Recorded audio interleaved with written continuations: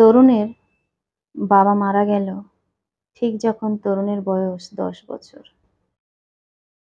তরুণের মা তরুণকে নিয়ে অসহায়ের মতো ঘুরে বেড়ায়। বাচ্চাকে কি খাওয়াবে সেটাই সে বুঝে উঠতে পারে না। তরুণের বাবা ফুটপাতের উপর চায়ের দোকান দিত। কয়েকটা ছেলে এসে তরুণের বাবার সেই দোকান তুলে দেয়।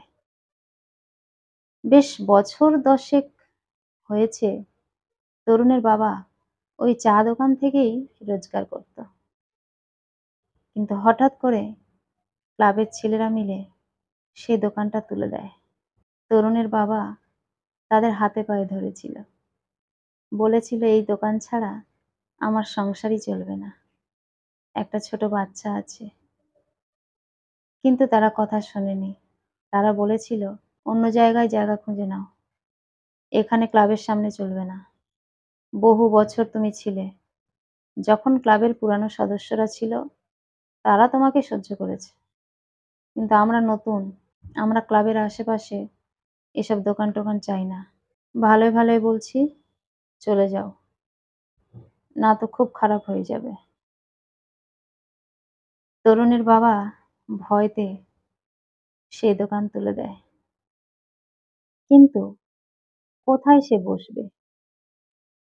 যেখানেই বসবে সেখান থেকেই তুলে দেবে। সেই চিন্তাতে সে ভেঙে পড়েছিল।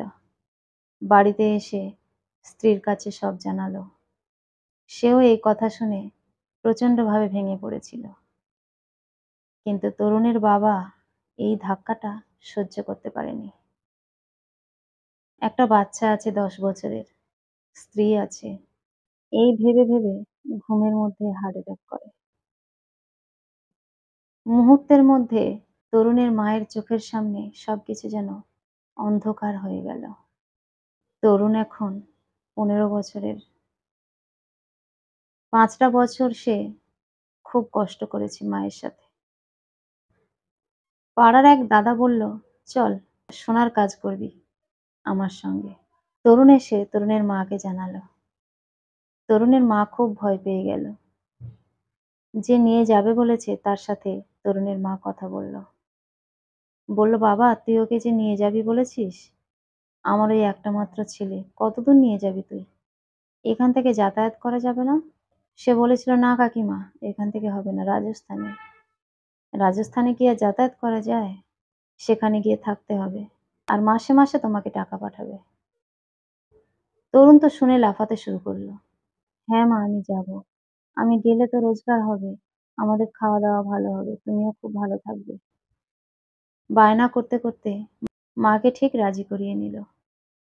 মার মন চাইছিল না। তবু ছেলে এত বায়না করছে দেখে রাজি হয়ে গেল। তরুণ চলে গেল তার সঙ্গে। বলেছিল ৩ মাস পর তরুণ বাড়ি ফিরবে। বাড়িও ফিরেছিল। বেশ অনেক টাকা নিয়ে। মা খুব খুশি হয়েছিল যে ছেলে তার মানে ভালোই আছে। ছেলের কোনো ক্ষতি হয়নি। নিশ্চিন্তে সে আবারও ছেলেকে বিদায় দিল। কিন্তু তরুণের এই যাওয়া যে শেষ যাওয়া হবে সেটা তরুণও জানত না, তরুণের মাও জানত না। তারপর দীর্ঘ ৫ মাস কেটে গেছে। তরুণের কোনো খবর নেই। তরুণ একটা ফোন কিনেছিল। মাকে সেই নাম্বারটাও দিয়েছিল। কিন্তু তরুণের মা কারোর ফোন থেকে যখন তরুণকে ফোন করে, তখন বারবার বলছে যে সেই নাম্বারটার কোনো অস্তিত্ব নেই। বহুবার ফোন করেছে। কিন্তু কোনো রকম সাড়া মেলেনি। পাড়ার যে ছেলেটা তাকে নিয়ে গেছিল তাদের বাড়ি গেল তরুণের মা। বলেছিল, তোমার ছেলের নাম্বারটা একটু দাও, আমি ফোন করব। আমার ছেলেটাকে নিয়ে গেছে তো, তার কোনো খোঁজ পাচ্ছি না। আজ ৫ মাস হয়ে গেল। সে আসলোই না বাড়িতে। তার ফোনে ফোন করছি, ফোন যাচ্ছে না। তাদের বাড়ি থেকে বলে দিয়েছিল, সে কাউকে নাম্বার দিতে বারণ করেছে, তাই দিতে পারবো না। তরুণের মা পাগলের মতো হয়ে গেল। তরুণের মা বারবার নাম্বারটা চেয়েছিল, কিন্তু তারা দিল না। তারা দিল না দেখে তরুণের মা পাড়ার অনেককে জানালো। পাড়ার ছেলেরা তাকে থ্রেট দেওয়া সত্ত্বেও কোনো কাজ হয়নি। তরুণ আর বাড়ি ফেরেনি। তরুণের সাথে সাথে সেই ছেলেটাও আর বাড়ি ফেরেনি। কিন্তু বাবা-মায়ের সঙ্গে তার যোগাযোগ আছে। তরুণের মা যখন তরুণের কোনো খোঁজ পেল না, আস্তে আস্তে তরুণের মা যেন কেমন একটা পাগলের মতো হয়ে গেল। পাগলের মতো সারা রাস্তায় ঘুরে বেড়ায়, ছেলের খোঁজ করে। সেই ছেলেটাদের বাড়ির সামনে গিয়ে বসে থাকে। বারবার খোঁজ নেয়। আমার ছেলে কোথায়? আমার ছেলেকে যে নিয়ে গেল তোমার ছেলে। কই আর তো এলো না? বারবার এক কথা আওড়াতে থাকে তাদের দরজার সামনে বসে। তারা তাকে লাঠি নিয়ে তাড়া করে। তরুণের মা পালিয়ে যায়। আবার আসে। আবারও বলে, আমার ছেলে কোথায়? আমার ছেলেকে কেন পেলাম না? আমার ছেলে সেই যে গেল, আর কেন ফিরল না? কোথায় গেল আমার ছেলে?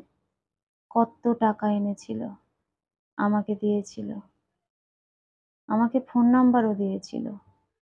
কিন্তু ফোন কেন ধরল না? আমার ছেলে কোথায় গেল? তাদের বাড়ির চারিদিকটা শুধু ঘুরতে থাকে আর বলতে থাকে একই কথা। পাড়ার সবাই জানে তরুণের মা আর স্বাভাবিক নেই। তরুণের মা পাগল হয়ে গেছে। বছরের পর বছর কেটে গেল। তরুণ আর বাড়ি ফিরল না।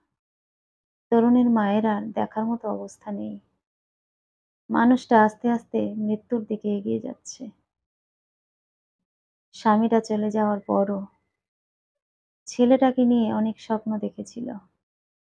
ছেলেটাকে বুকে আগলে রেখে বাঁচতে চেয়েছিল। কিন্তু ছেলেটা যে সেই গেল, আর ফিরে আসলো না। তরুণের মা হাঁটতে পারে না, চলতে পারে না আর। তবু রাস্তা থেকে যারা যায় তাদেরকে ধরে ধরে বলতে থাকে, আমার ছেলেটা কোথায় গেল গো? কলমে ও কণ্ঠে সোমা।